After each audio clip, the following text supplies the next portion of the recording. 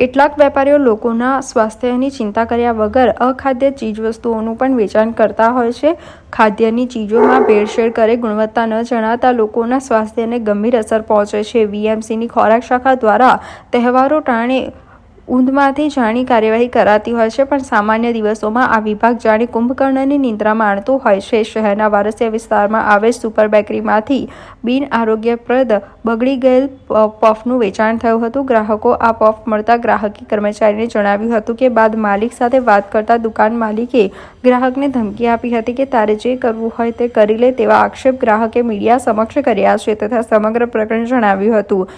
આરોગ્ય શાખાએ આ સંદર્ભે કાર્યવાહી કરવી જોઈએ તેવી માંગ કરી હતી. ભાઈ મેં આવ્યો તો અહીં વારસિયા બન લેવા ને પફ લેવા, તો મેં પફ લીધું. પફ જેવી રીતે મોઢા પર બાઇટમાં નાખ્યું એવી રીતે જ મને આમ બહુ ગંદી વાસ આવી અને ઉલટી જેવું થયું. અને મેં જેવી રીતે પછી ખોલીને જોયું તો આ તો એકદમ સડેલો છે, આ તમે જોઈ શકો છો.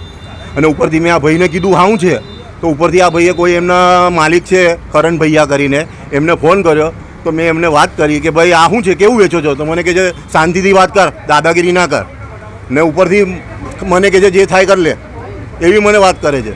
એટલે પછી મારે મીડિયા પાસે જવું પડ્યું ને આરોગ્ય ખાતાને આ વસ્તુની જાણ થવી જોઈએ.